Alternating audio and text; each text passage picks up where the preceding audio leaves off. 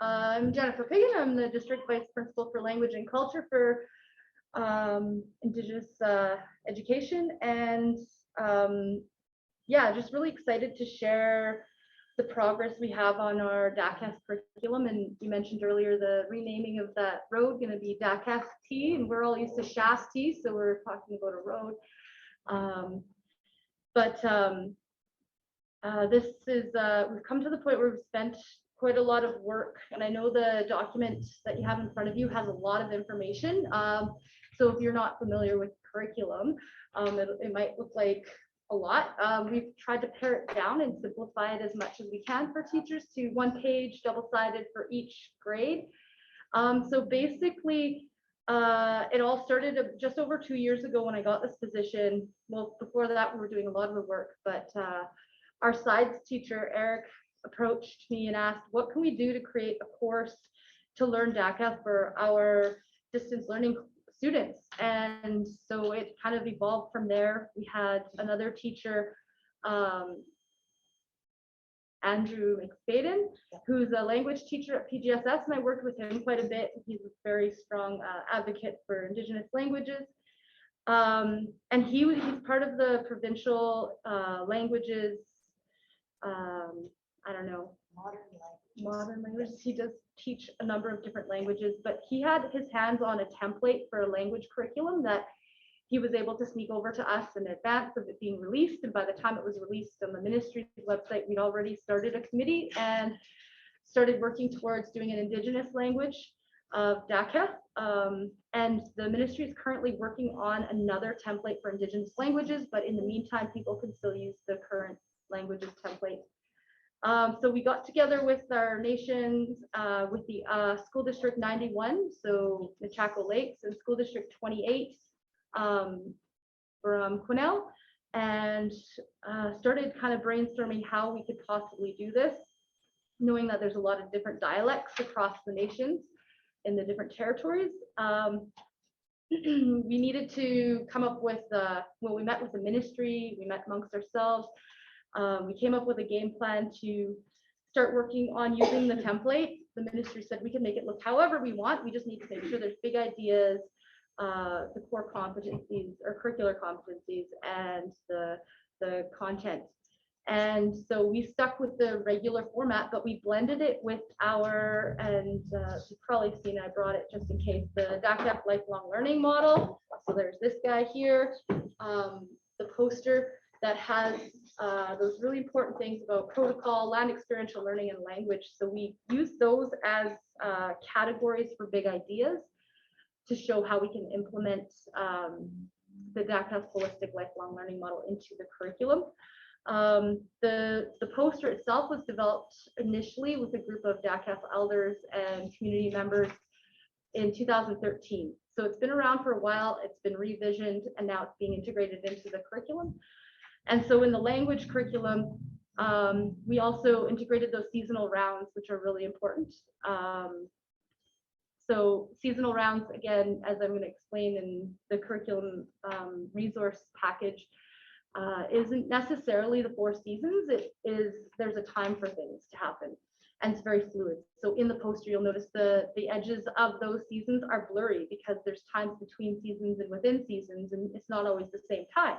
Like my fiddlehead picking usually is Mother's Day weekend, but it wasn't this year. Sometimes it's before, it's too late. So that's kind of the idea of the seasonal rounds, is understanding that there's certain times for things, and things need to rest as well. So maybe, you know, we use this area anyway. So going off topic, coming back to the curriculum, learning the language in this way, really focusing on the importance of understanding protocols, and protocols aren't always just you know, Indigenous protocols. There's protocols we exist in everyday situations, but it's important to understand that protocol and storytelling. When we teach English, for example, think about your English class, we're learning about a lot of different things and different ways of saying things in different situations. And so that's how people are going to learn as well, is to understand those different protocols with the stories, because you're going to hear stories around the songs and around the stories, who can tell the story, when it can be told, that type of stuff, but it's going to be unique for each community.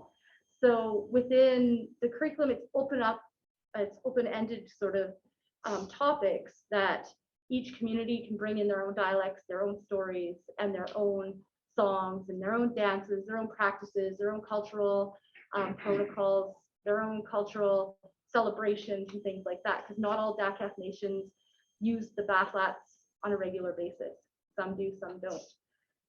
So we had a good sized working group that came together, and each person kind of contributed at different times. There was very few times when we had the whole group together, but we did end up having a good amount of people over the period of the last 2 years with their eyes on this, and lots of other consultants as well.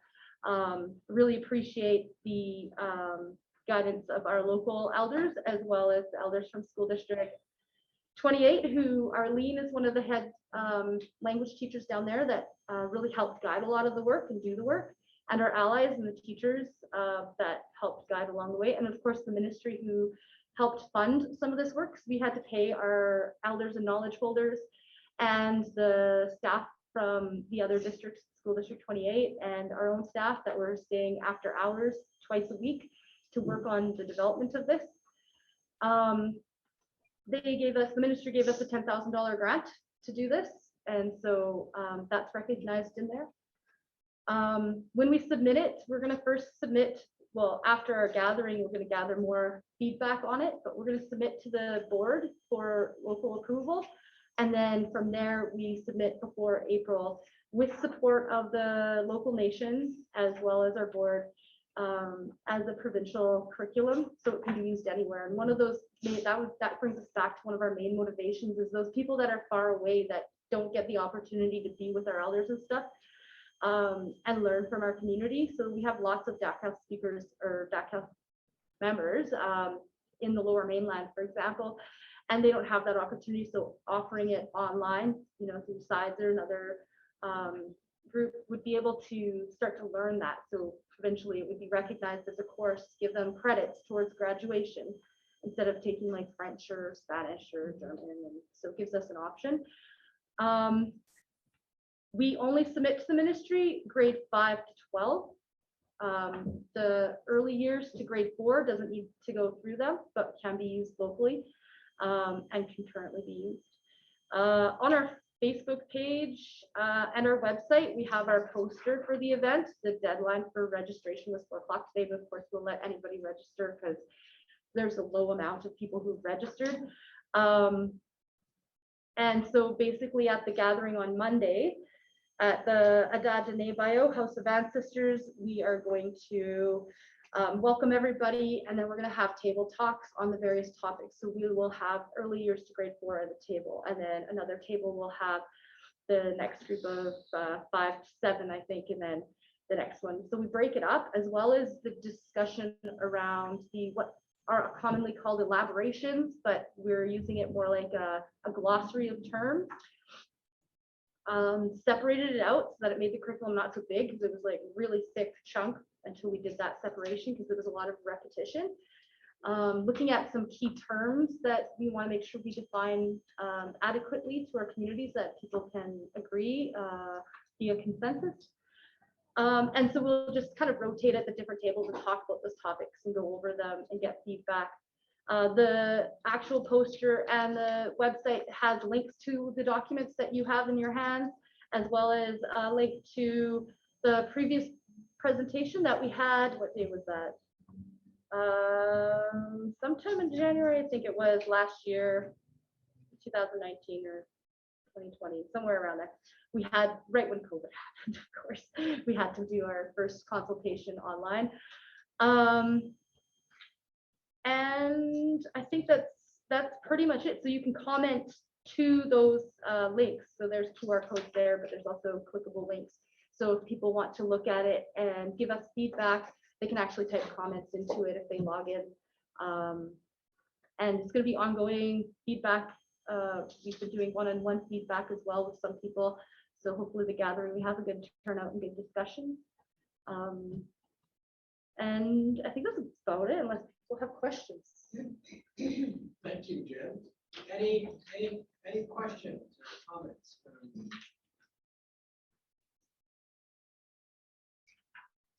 I guess one thing I can add is Cloud Lake Indian Band is interested in developing one as well. So we've started those discussions, but I think this process will be a good guide for how we can move forward with theirs as well. Well, I just want to say that a couple things that I'm really impressed with is just the scope of it and the breadth of the work. It's just, I'm looking through here and you're right, very detailed, like from kindergarten all the way up to grade 12, like incredible amount of thought, preparation, consultation, and I'm impressed that we're working with other districts as well too. And the fact that this, when completed, can be taught anywhere in the province as well too. So when do we think this will be available for our students and teachers? What's the timelines, I guess? As soon as it's approved by the board, but we want to get our community feedback first. So, I mean, ideally it would be going already. The early years to grade 4 could be used anywhere. The second semester, I think, would be achievable, or maybe even sooner for the elementary schools. But for the ministry, as a ministry course, that would be for next school year, not this coming school year, the following year. Yeah, and then it would be able to be in course selection guides and stuff by then. Go ahead, Assistant Superintendent. And this is awesome. Just a question, like, so as I go out to see elementary schools, if they ask me about resources that support this, what can I, where do I direct them? Like, is there some stuff that'll, like, because we want this in classrooms, right? With teachers using it, so they'll need a little bit of support with that. Yeah, currently our team's resources are our best bet. Yeah, okay. We have the teams folder. Yeah, and that's the next step, is like the first step is getting the framework, and then we'll try and organize and get together lesson plans and resources from there, develop resources and purchase resources that may be in different dialects. So at this point, I just spoke with Nakalban language teacher, and they're going to bring a table to this event on Monday of resources that they're selling, because some of them are really hard to get. So yeah. Trustee Beckery. Thanks. Jen, I'm wondering if you could give me the correct pronunciation of the language. Everybody seems to say it a different way. So the biggest, the alphabet has a lot more letters than English alphabet has. So not letters, like a letter represents a sound. So the alphabet has a sound. That LH is one sound. So that's, you kind of put your tongue up to the top of your mouth, and like the air comes out the sides. So even saying safely, LH, like LH is safely, and so Dakelh, Dakelh,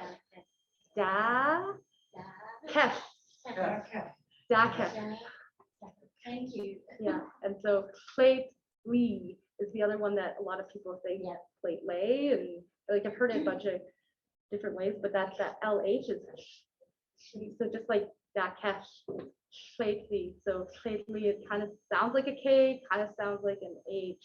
It's a different sound. We didn't have an R. Interesting fact, there was no R. That's why you see Massy a lot. Massy is actually French, but because there's no R in our sound system, it turned into Massy instead of Merci. We're having a little bit of a. We could go on and on.